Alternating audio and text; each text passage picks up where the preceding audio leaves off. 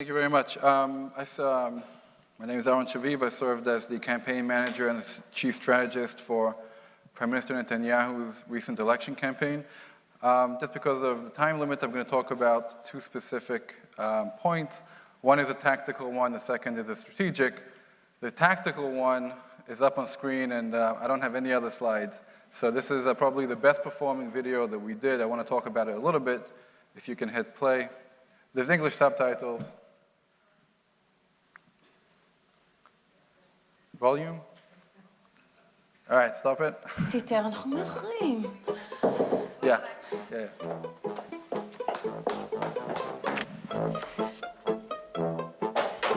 ממי, למתי הזמנת את הבייביסיטר? אנחנו מאחרים.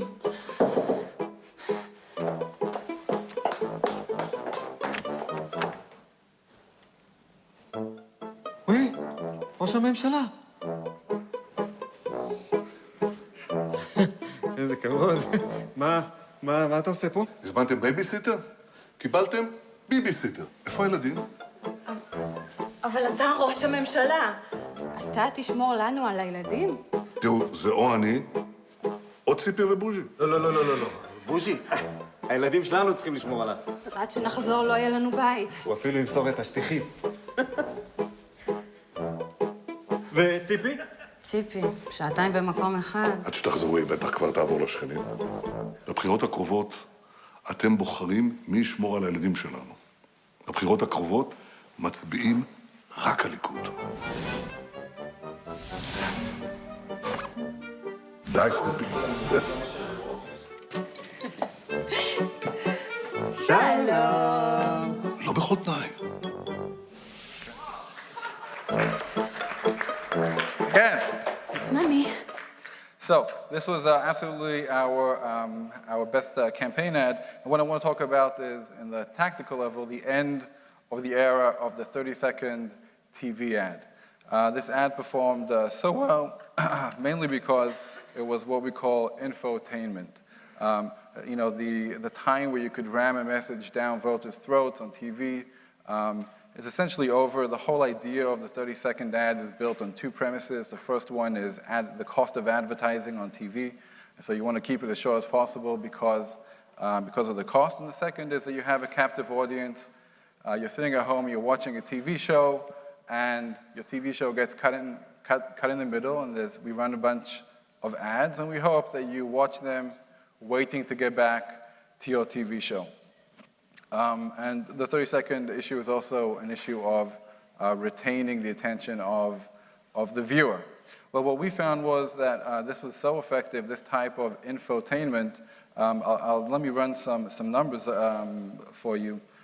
I polled 48 hours before we ran this ad, and I polled 48 hours after we ran the ad. Of course, we had two goals in this ad. One was favorability, so making the candidate, he's been in power for 6 years, perceived as very aloof and disconnected from the people. We wanted to make him a little more favorable, a little more personable. And of course, we were trying to drive an issue, which was a security and defense issue, essentially who will take care of your children, who will protect your children. So when 48 hours before we ran this ad, the Prime Minister's favorabilities were 47.7 positive, and his unfaves were 49.1. The net was a minus 1.3. 48 hours after running this ad, our favorabilities were 51.2, and our unfavorables were 43.8, to give us a net positive of 7.5. Essentially, we shifted 9% of the favorabilities in the 2 days that this ad ran. What was most interesting is the entire shift in the favorabilities. It happened in the very favorables and in the very unfavorables. Not so much in the lukewarm, somewhat favorable, somewhat unfavorable. The big shift, before we ran the ad, the Prime Minister's very favorable was 16.4. And after we ran the ad, it was 22.1. And that's 6%. And his very unfavorables were 27.2, and they dropped by 5 to 22.5. And it just made him, for a prime minister who's been in power for so long, he's perceived as being aloof.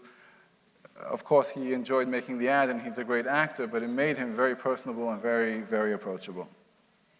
The second measurement is the measurement of issues.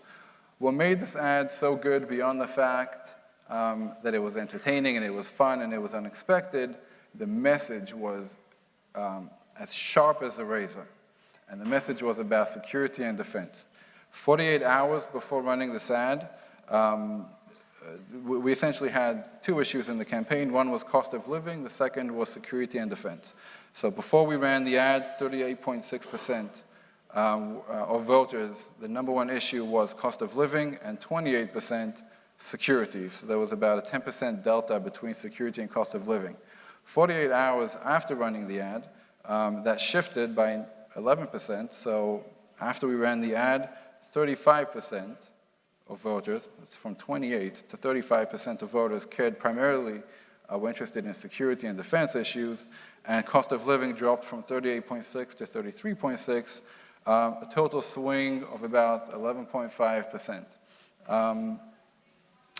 Most interestingly, this is a long ad. This is an ad that runs for about, in different versions, between a minute and sometimes even a minute 10. It's extremely long. But because it was so entertaining and because the message was so sharp, we had close to zero drop-off rates. 100% of the drop-off rates happened in the first 2.5 seconds of the ad. This is only on Facebook. I can't measure it on YouTube. But domestically, as far as the election was concerned, we ran it primarily on Facebook. We had about a 40% drop-off rate in the first 2.5 seconds, so people who just didn't want to hear the message, don't like the candidate, couldn't care less about him. But from those 2.5 seconds until the very end of the sometimes 1 minute and 10-second ad, we only had the 10% drop-off, which is unbelievable, and you could never get that in a straightforward messaging, kind of traditional ad. And I think really this, especially what the previous session spoke about social media, and if you're going to advertise on social media, and you have to today, this is the way to go. You have to be, you have to be entertaining. You can't ram a message down people's throats because they just won't take it. They won't accept it. They won't watch it. But beyond just being purely entertaining, your message has to be extremely sharp, and you have to do a message, otherwise you lose them. This was my first point on the election campaign. It was tactical. The second point I want to make for the case study is a strategy point. We, at the beginning of the campaign, we essentially had two pieces of data that troubled us tremendously. The first one was that over 60%, at the beginning of the campaign, it was 67% of voters believed that we were going to win. Where the numbers didn't support it. But 67%, and it remained in the high 60s up until the last 10 days. Over 60% of voters believed that we were going to win. This was is a big problem for us because we weren't winning. And the second piece of data, which is, of course, linked to the first one, is the idea of a package deal. Israel's political system is a parliamentary one, and we have many parties. Because so many voters, right-wing voters, believed that we were going to win, they felt freedom to vote for smaller right-wing parties, and they bought into the idea of a package deal, the package deal. I can vote for a small right-wing party because I like something about them, and in a package deal, I get my prime minister because I know that he's going to win. I know his party at the end of the day is going to be the big victor. This was extremely, extremely problematic for us, and early December, so this is nearly four months before the elections, we ran a lot of focus groups with voters, especially voters who are right-wing voters voting for small right-wing parties. And at the very end of the focus groups, I would ask them the same question. Imagine you wake up on election day, and you have a headache, you have a little bit of a sore throat, you have a low fever, it's raining outside, and you're in bed under the cover drinking a cup of tea. You really don't feel like going to vote. You turn on the TV and you see that the state of the polls is an absolute statistical tie between the right and the left, and the small center parties refuse to say which way they're going to go. What do? So an average of 7 out of 10 right-wing voters who are not voting for the ruling party, they're voting for smaller ruling parties. They say, I take an Advil, I get out of bed, I'm going to go vote for Likud, for the big right-wing party, and then I'll go back to sleep.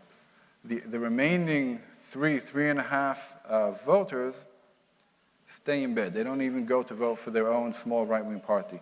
We knew that if we can bring it to the point where it's right or left, when it's very crucial, we knew that the small right-wing voters would break our way.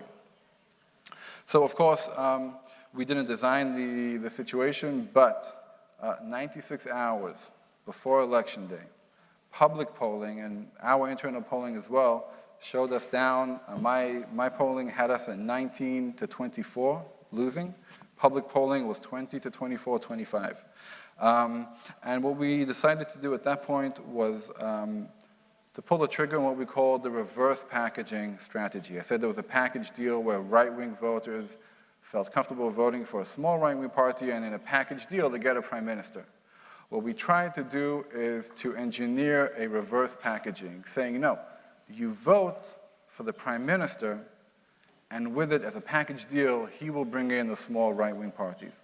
And of course, what we did in the last 96 hours was push this message that we're losing, and it goes against every instinct of the politician to say that we're losing, but we pushed that message extremely hard. In the last 96 hours of the election, we gave 40 interviews. The prime minister gave 40 interviews.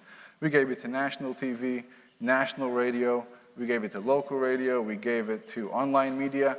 We gave an interview in the last 96 hours to a podcast. That's how much we were driving the message. And essentially, what happened was we knew that they would break, and they broke. Over the weekend, by Sunday night, so 24 hours before elections, we knew we polled once again the last time. We knew that we had closed the gap.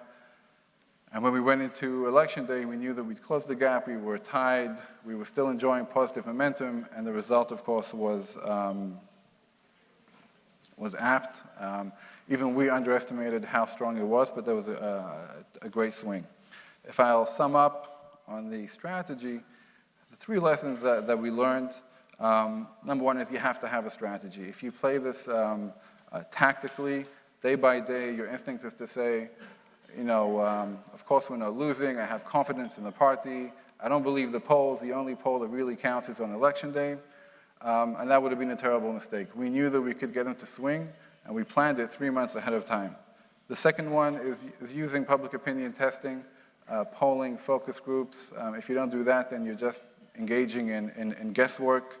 And timing, at the end of the day, timing is king, and it determines everything. Thank you very much.